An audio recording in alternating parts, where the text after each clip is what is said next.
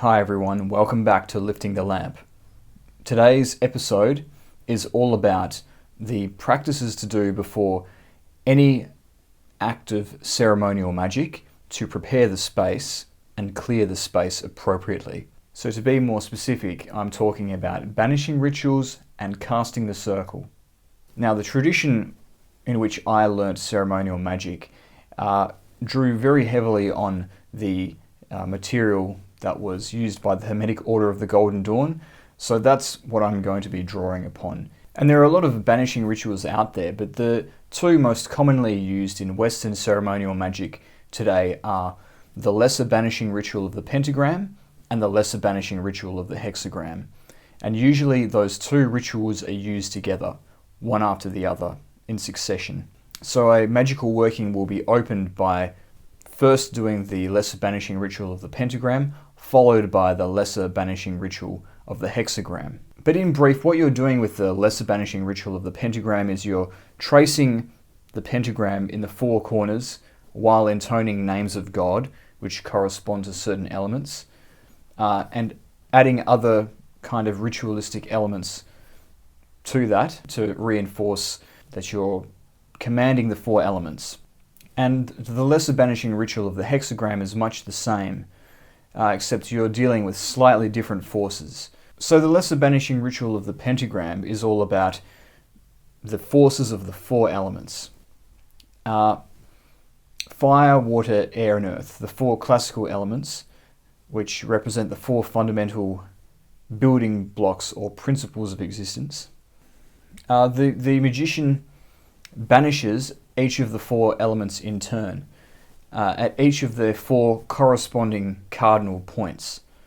And the effect of this is to neutralize the space, to clear the space so that there's no pre-existing energy or vibe, if you will, contaminating the ritual that the magician is about to embark on. It's basically the spiritual equivalent of disinfecting the space.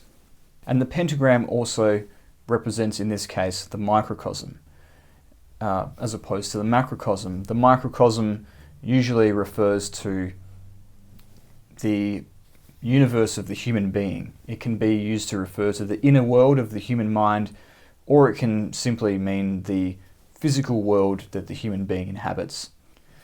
And the pentagram symbolizes the forces of the microcosm because the human figure, when stretched out like this, forms the shape of the pentagram. And the shape of the pentagram is also reminiscent of the elements, because the 5 points of the pentagram represent the four classical elements, plus the element of spirit, making 5. And in contrast to the microcosm, there is the macrocosm, the cosmic level of reality in the truest sense.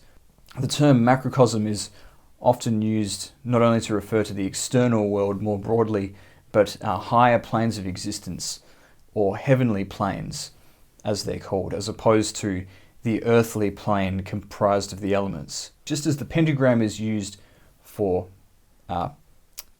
microcosmic elemental forces, the hexagram is used to banish macrocosmic forces, which rather than being elemental in nature, are planetary in nature, as the different successive layers of the heavens were thought to each correspond to one of the 7 classical planets, namely the Moon, Mercury, Venus, the Sun, Mars, Jupiter and Saturn. And the hexagram is formed by 2 triangles facing opposite directions intersecting each other. These 2 triangles representing matter and spirit respectively. And one way of relating this to the ritual of the hexagram is by thinking of it in terms of somebody dwelling in the physical world interacting with the heavenly world, thus forming the 2 intersecting triangles of the hexagram. But the hexagram is also said to be associated with the planetary heavens because the planets can be arranged on each of the 6 points of the hexagram, with the sun in the center for the 7th. And so for these reasons, the hexagram is used in the Lesser Banishing Ritual of the Hexagram to banish the macrocosmic heavenly forces that might be contaminating the ritual space.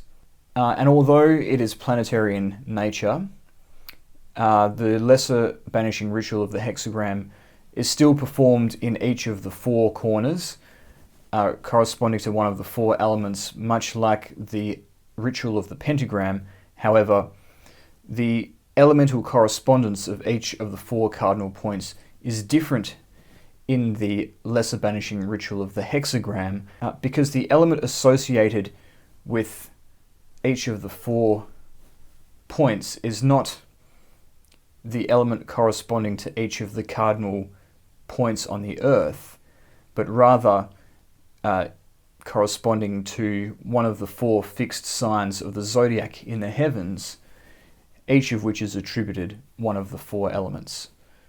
So that is the way to understand the arrangement of the Lesser Banishing Ritual of the Hexagram. And so together, the macrocosm of the 7 planets and the microcosm of the 4 elements together is a shorthand way of trying to encompass all of the different forces, all of the different flavors of energy that are permeating the cosmos. And so by banishing each of those influences in turn, using the Lesser Banishing Ritual of the Pentagram followed by the Lesser Banishing Ritual of the Hexagram, you're banishing all of the possible types of energy that could interfere with the specific flavor of the working that you are trying to create in the ritual space. For example, if you're doing a working where you're trying to really conjure the element of fire, then having some residual watery energy from a previous working would interfere with the magical working that you're presently trying to engage in. And if you're a person who believes in spiritual entities, you can also see the banishing rituals as a way of making sure that there's no nasty characters hanging around in the astral dimension, which might try to interfere with your will or interfere with the working that you're carrying out in your sacred space. And of course, just as you should open every working of ceremonial magic with the banishing rituals, you should also close the working that you're engaged in with the same banishing rituals. Because once you have done a particular working, that work is done. You have directed the energy where you need to direct it. You don't want any energy that you've evoked to linger longer than it's welcome. But the banishing rituals that I've just described aren't only used to open and close a magical ritual, they can be used as rituals in their own right.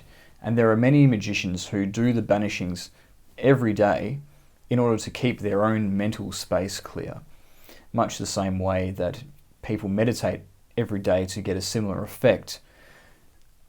But the difference being, when you meditate, you're trying to achieve some kind of mystical state, whereas when you're doing the banishings, you're using ritualistic actions in order to conjure that state of clarity and balance into being. But returning to preparation for magical rituals, once you have done the banishings, traditionally the next step in preparing the ritual space is to cast the circle. Now, there are some Wiccans and neo-pagans and similar who skip the stage of the banishings and just cast the circle, because the circle is seen as the thing that has the protective power for the magician or the witch. But even in those traditions, often before the circle is cast, you have some kind of a clearing of the space, whether through smudging or otherwise, which is equivalent to a banishing. Or sometimes you might have a calling of the 4 corners, which is not quite the same as banishing per se, but has a similar effect in that you're creating a neutral and balanced state by calling all of the 4 elements of each cardinal point in equal proportion. But then comes the casting of the circle. As I've said, This is seen as a way of creating a circle of protection around oneself so that the energies that you're calling up can't bring you any harm because they can't penetrate the circle. Protection is one aspect of it, although it's sometimes not helpful to see the energies that you're conjuring up as dangerous to you in some way, because you are trying to have a transactional relationship with those energies, and you are trying to build a line of communication or relate to them in some way.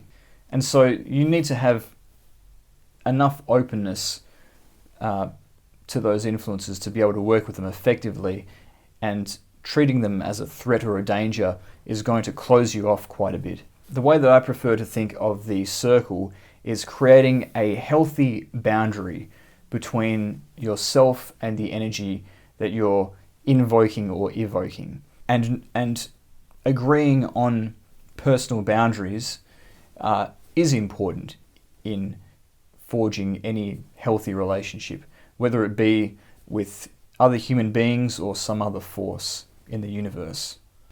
For Wiccans and neo-pagans, this circle can also be seen as creating a sacred space. But if you're in Western ceremonial magic, you'll be in a temple room in any case, and that very much represents the sacred space.